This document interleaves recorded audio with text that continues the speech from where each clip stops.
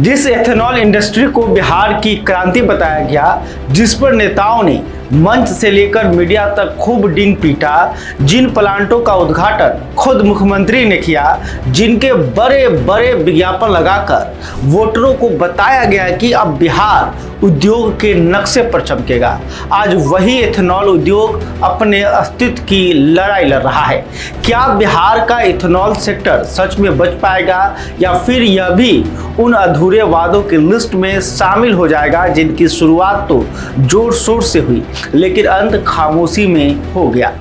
क्योंकि तस्वीर अभी साफ नहीं है। एक तरफ राज्य के उद्योग मंत्री दिलीप जायसवाल कह रहे हैं कि केंद्र से बात हो चुकी है और 50% की कैंपिंग को बढ़ाकर 70% तक करने पर सहमति बन गई है। यानी सरकार यह संदेश देना चाह रही है कि संकट खत्म होने की ओर है, लेकिन दूसरी तरफ जमीनी हकीकत कुछ और कहानी बता रही है।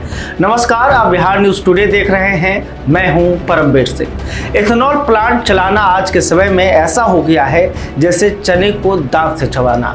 हर दिन एक संघर्ष, उत्पादन की क्षमता है, मशीनें लगी हैं, निवेश हो चुका है, लेकिन बाजार नहीं है, खरीद सीमित है और उसी के कारण प्लांट या तो आधे चल रहे हैं या बंद होने की कगार पर हैं। यानी सवाल सिर्फ नीति का नहीं है, भरोसे का भी है। क्या सरकार का नया दावा इस सेक्टर को नई जिंदगी देगा या फिर यह भी एक और घोषणा बनकर रह जाएगा? आज की इस रिपोर्ट में हम इसी सच को समझेंगे, आंकड़ों के साथ, जमीनी असर के साथ और उस बड़े सवाल के साथ कि क्या बिहार का एथेनॉल मॉडल टिकाऊ है या यह पहले से ही लड़खड़ाने लगा है। और आज हम आपको बिहार के एथेनॉल सेक्टर की पूरी रियलिटी दिखाने वाले हैं, जहां एक तरफ सरकार बड़े बड़े निवेश और नई इंडस्ट्री की बात कर रही है, वहीं दूसरी तरफ हकीकत यह है कि कई प्लांट बंद होने की कगार पर है। सबसे पहले आंकड़े से समझिए कि पूरा मामला है क्या।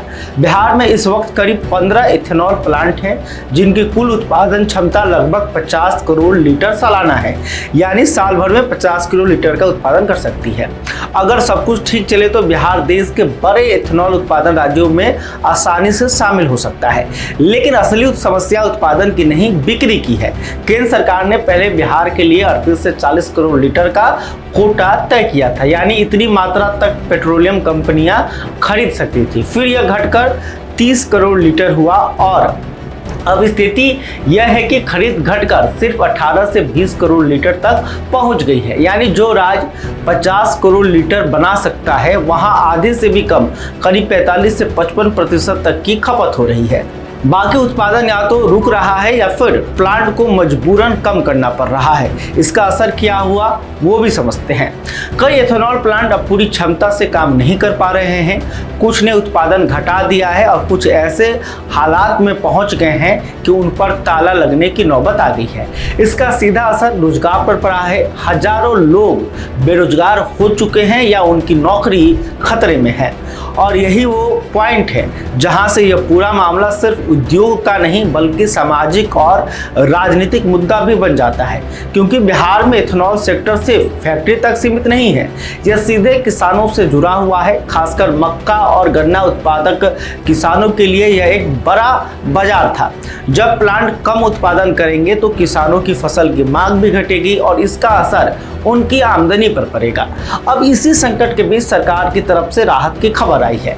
उद्योग मंत्री दिलीप जायसवाल ने बताया कि केंद्र सरकार के साथ बातचीत के बाद अब 50% कैंपिंग को बढ़ाकर 70% तक करने पर सहमति बन गई है। यानी अब कंपनियां अपने उत्पादन का बड़ा हिस्सा बेच पाएंगे। यह फैसला अगर जमीन पर लागू हो जाता है तो जो प्लांट बंद होने की कगार पर हैं, उन्हें नई जिंदगी मिल सकती है, रोजगार वापस आ सकता है और किसानों के लिए भी बाजार मजबूत हो सकता है। लेकिन यहाँ एक बड़ा ट्विस्ट अभी बाकी है।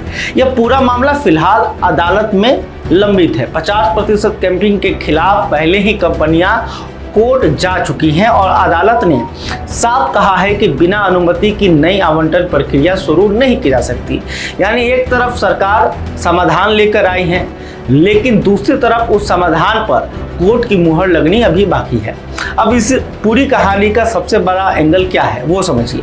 बिहार में पहली बार ऐसा हुआ है कि किसी सेक्टर में निवेश भी आया, फैक्ट्रियां भी लगी, उत्पादन की क्षमता भी तैयार हो गई, लेकिन मार्केट की गारंटी नहीं मिली। यानी इंफ्रास्ट्रक्चर पहले बना, बाजार बाद में सोचा गया, और यही सबसे बड़ी गलती साबित हो रही है। अगर आने वाले दिनों में 70% खरीद लागू हो जाती है और आगे चलकर 100% खरीद का रास्ता खुलता है, तो यही सेक्टर बिहार के लिए गेम चेंजर बन सकता है। लेकिन अगर ऐसा नहीं हुआ तो यह मामला एक बड़े पॉलिसी फेलियर के तौर पर भी देखा जा सकता है, जहां निवेश तो आया लेकिन टिक नहीं पाया। यानी फिलहाल बिहार का इथेनॉल सेक्टर एक ऐसे मोड़ पर खड़ा है जहां एक तरफ उम्मीद है और दूसरी तरफ अनिश्चितता। माने आगे क्या होगा किसी को पता नहीं। अब फैसला सिर्फ सरकार के इरादे से नहीं, बल्कि कोर्ट के आदेश और केंद्र की अंतिम नीति से तय होगा कि बिहार का इथेनॉल सेक्टर उनार में रहेगा या फिर अधर में ही अटका रह जाएगा। खैर, अभी तक आपने हमारे चैनल को सब्सक्राइब नहीं किया तो तुरंत कर ले।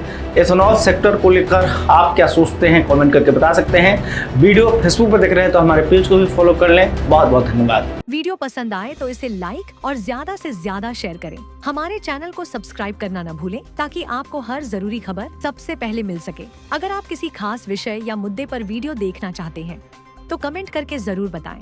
आपकी राय हमारे लिए बेहद अहम है।